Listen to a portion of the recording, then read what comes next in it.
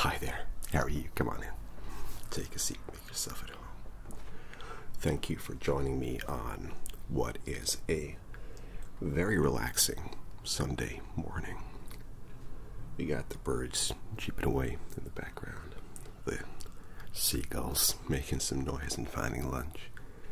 And just the wind billowing against the window as the day goes by. And today, what we're going to be doing is working on your throat chakra. As the name suggests, it is located in your throat. How about that? And your throat chakra not only deals with your ability to communicate and express yourself, but also your power of digesting information. So being able to take in information, assess it, and understand it. So when we work with the throat chakra, not only are we helping you to express yourself, both verbally, non-verbally, and internally, i.e. expressing to yourself your will or your desire, we are also helping you to understand what other people are trying to say to you, or what other people are trying to almost like intuitively communicate with you.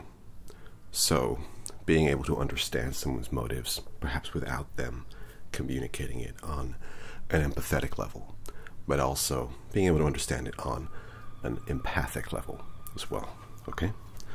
So we're going to start off. We got a lot of things we're going to do today, so it might be a slightly longer session.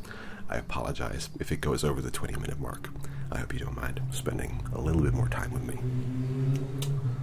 But once that vehicle has gone by, we've got your candle here. So we're going to start off the session, as we do every session, by lighting a candle, setting your intention, and then doing some breathing exercises. Okay. So we're going on a funky cigarette lighter. Okay, so we've got your candle lit. And the intention for this session is to give us a better understanding of those around us, and to give us a better understanding of ourselves too. Exactly what I was saying. So the ability to communicate to others what we want, for them to understand. Our ability to understand what others want, and in turn we understand. And then also ability to know what we're trying to communicate, or what we're trying to say. So with that in mind, what we're going to do is some very throat-centric breathing exercises. So I want you to, when we do these breathing exercises, I want you to really feel it in your throat. Okay? Going all the way down into your lungs, and breathe with your tummy, your diaphragm, so that when you inhale, your chest doesn't pump out, your stomach pumps out. Okay? Can you do that for me? Okay, good. So let's just do 3, 3, 3, our favorite. And we will do a breathing exercise at the end, because this might be quite an intense session. Okay? So just breathe with me first. So in, hold, and out. In, hold, and out. In, hold, and out. And there we go. Okay. Now, first of all, we're going to do something that we haven't done before. Well, first I'll tell you the stones we're using. So we have some, these are charged, ready to go. So we have selenite, and this is good for the throat chakra. It's blue, which is the clue, blue's clues. And basically, this is good for understanding, and understanding others and yourself. So we're using these stones, and they're beautiful stones. I don't know if you can see the pattern on them. But they are quite, apologies for my fingers, I just had a shower. There is a cobweb quality to them, a marbled texture almost. And they're a lovely solid sound, solid light. Same with this guy. You can see a marbled texture, which is very pleasing. And we're just using a clear blue stone as well. So these stones have been charged by leaving them in the sun, and they will help you to open up your throat chakra. Okay. Now, as I said, what we're going to do, I have here a paper bag, and inside the paper bag I have some smudge. So this is desert sage, okay? And what we're going to do is we're going to light this, and the sage will cleanse not just the room, but also help to cleanse your chakras too. I don't want you to breathe any of this in. It's not, that's not the way to cleanse your throat chakra. But what I would like you to do is just enjoy the mist, the smoke, going over you, over your aura, your ethereal body, and cleansing the room around us as well, so we can better work with the energy. So let's give it a go. I know we haven't done this before, but we're going to be doing it a little bit more, okay? So we light it first. Get a good little burn on it, like this. We let it burn for a moment, and then it goes out, and then we blow.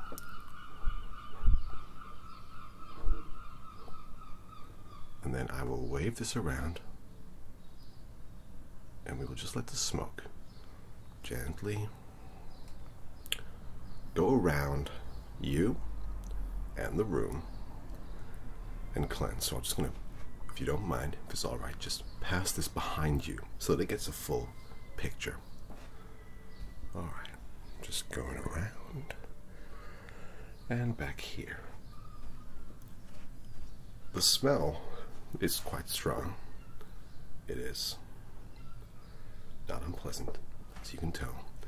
It has a familiar quality to it, and you may know what I mean.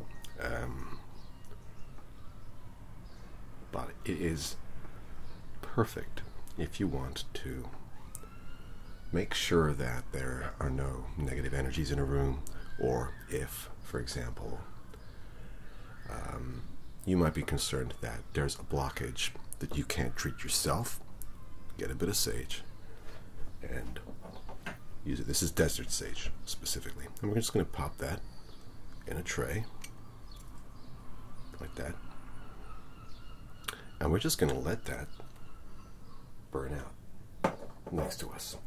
And that will, in conjunction with the candle, which we set our intention with, that will help our intention manifest. Okay? I would recommend cleansing in this manner whenever you can. And the smell, I particularly like the smell. So, you know, it's worth it just for that. In the next session, we'll be using some different incense and some different smells too when we get to the next chakra, which will be the heart chakra after this one, okay? But anyway, we're just going to let this burn out. Now, I also have a selenite wand here. Now this wand I actually use for a form of scrying, but I use a very old ancient Roman method, and the ancient Roman method for divination is to usually take a knife or something sharp like this wand, this selenite wand. This wand is more soluble, so because it's salt, essentially sodium. But in ancient Rome, they would get a piece of lead, and it had to be lead because lead is pliable. You can bend it, you can scratch it. So you would get a piece of lead and just scratch out your intention And they would do this on the lead, and it could just be just a crazy picture, but that would create and manifest the intention. But we're going to use this today. I'm just going to bring it down here like this. And what we're going to do with that is basically in conjunction with the desert sage is help to cleanse your aura so that we can work with your throat chakra, which in my opinion is a delicate chakra. Okay, so here we go. I'm going to get pretty close, but I'm not going to touch you, okay? So here we go. Just bringing it down.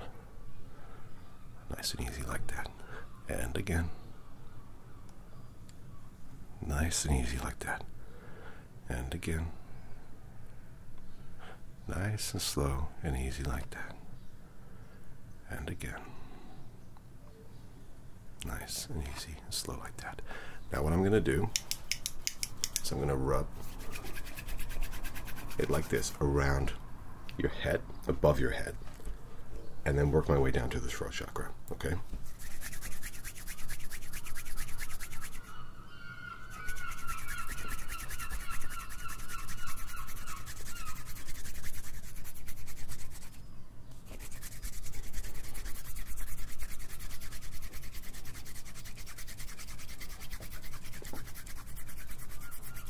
Okay. And there we go. That's working it nicely. Makes a great sound as well. And you can get a selenite wand yourself and use it in the same way. You can charge it as you would a stone. But this will help us to get ready and cleanse your throat chakra. This has been a very long introduction. I apologize, but it is all part of the process, okay? So we have to do it.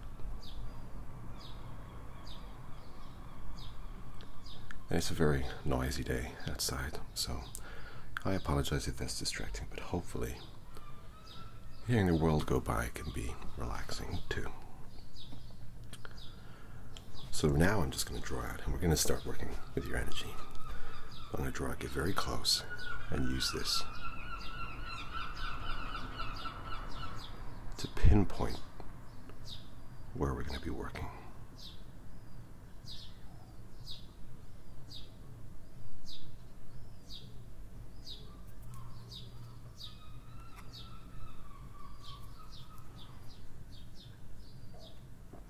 So I might touch your face a little bit. I hope that's all right.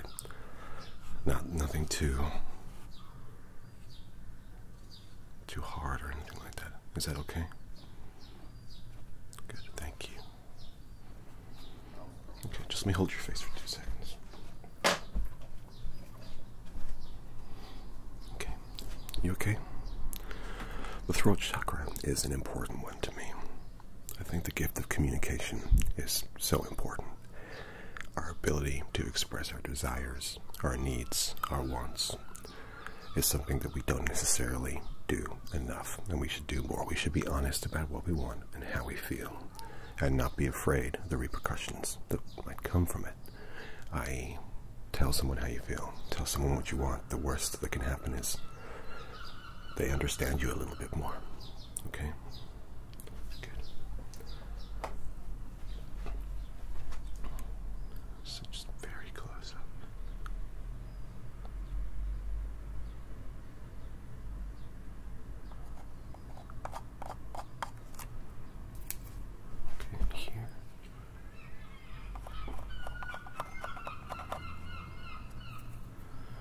This is very detailed energy work. It's almost like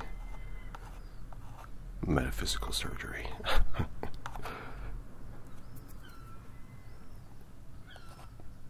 But it's almost like, as well, kind of like spiritual grooming. Grooming, as you know, is important to animal groups as well as humans. Grooming, brushing hair is all very relaxing. Group bonding. And this is just like that, but on a spiritual level. Yeah? So I am like picking at the some excess energy, if you like.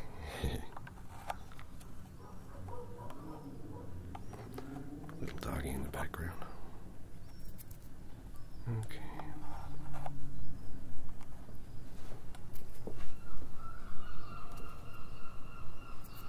The seagulls are out in force today. So it is the sound of nature though, so we cannot complain. It is beautiful as it is varied.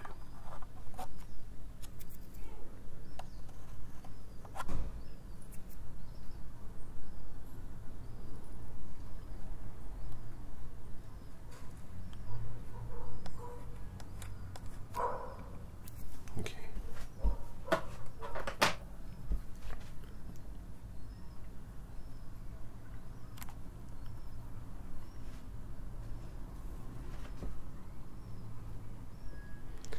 That sage, that desert sage, has burnt out now, but there is still that beautiful residual odor.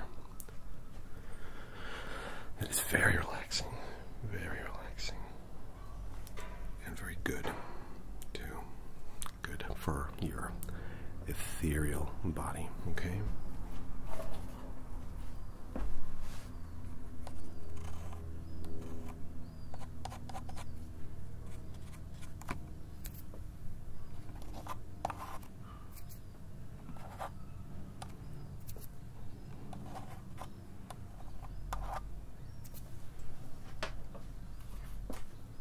I'm just going to place this very close to you, the stone, okay? This is the satellite. There we go. And one more time.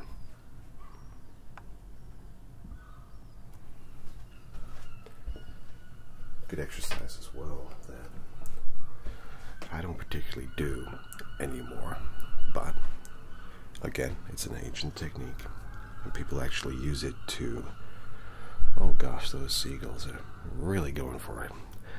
People use it to communicate with other spiritual entities, if you like. And you can try this. It's not dangerous. It can get a bit spooky, but it's not dangerous, I promise. What people do is you need to sit down at night in front of a mirror with a candle. Okay? And you put the candle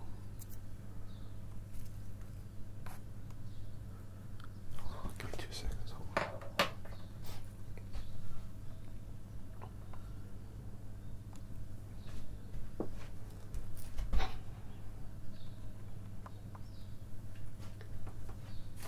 And you put the candle in front between you, so here, if your face is the mirror, you put the candle here, you place it down on something like a table or whatever, okay? And you light the candle. And then, so what happens is you want to focus on the candle. And in your periphery, or in the background, keep a little eye on the mirror. But don't focus on the mirror, okay? Don't focus on the mirror. That's not where you want to keep your vision. You want to keep your focus on the flame of the candle. And then, what you need to do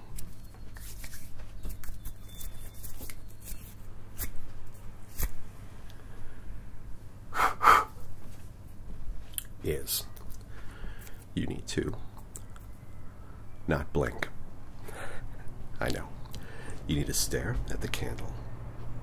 Keep your vision focused on the candle, okay? Stare at it and don't blink. And then what you will notice, apart from a plane going by, is you will notice that in the reflection behind the candle in the mirror, you will be able to see different faces. Now these faces that you see are people who are protecting you. I'm not saying that they are, beyond our realm. They could be people who you know. They could be people who live next door to you, even those who you live with. But you will start to see different faces. And as long as you don't blink, and actually not blinking can be quite good for your eyes. Obviously blink if you need to, or certainly if it starts to feel very uncomfortable. But really, what you need to do is not blink, and you will see different faces manifest in front of you. You will see it out of the corner of your eye, in the mirror, behind the candle. You will see faces appear, and these faces are there to protect you. And when you're finished, just blow out the candle and blink a lot. Okay? And that's it. That's a little trick. Any candle, ideally a scented one, so that it smells good. But anything you want. And that's just a little trick I actually picked up from, I was visiting the UK, and I went to, where was it? St. Ives in Cornwall. And there was a ghost walker there, you know, someone who shows you around and tells you all the spooky stories of things that have happened at different parts of the town or whatever. And he was great. He was really, it was a lot of fun. And he said about this technique, and I was like, oh, that's similar to a technique I know about. And he was the one who suggested that you don't blink. And I tried it, and it was very effective. So I recommend it for sure. But it can be a little bit spooky, a little bit scary. And if you're going to use a candle or a flame, always take care. Always make sure that there's no chance of it getting knocked over. Fire safety is very important. Okay. I wouldn't want anything happening to you. Okay? You're very, very important. That's why we gotta work out all this excess energy to make sure that you are as clear and happy as possible. I'm just gonna use the stone a couple more times. 1, 2. That's it. Okay. Sorry, I've been babbling quite a lot this session. I can't help myself. I enjoy talking with you. I hope you don't mind. I'm just going to rub around your head a bit.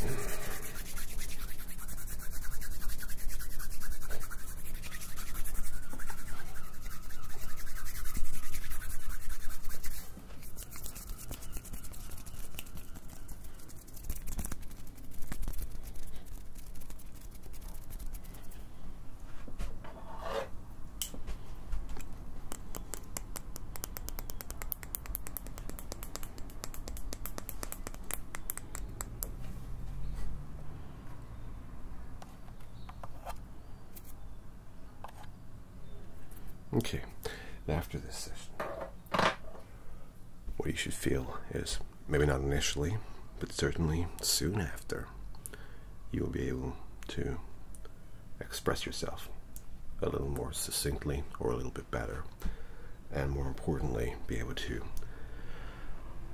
take in information from other people, maybe understand them a little better too. And that helps you because it means that you can communicate to them better if you know what they want. Okay? So, with that in mind, the sage has gone out, so it's safe. It is, we don't need to douse it or anything. Here it is. And I'll put that back in the paper bag because we can use it again. And we will do your Reiki symbol, which is and there we go. And that's it. And just as one final cool down, we'll do 3-3-3 again. So, with me, in, hold, out, in, hold.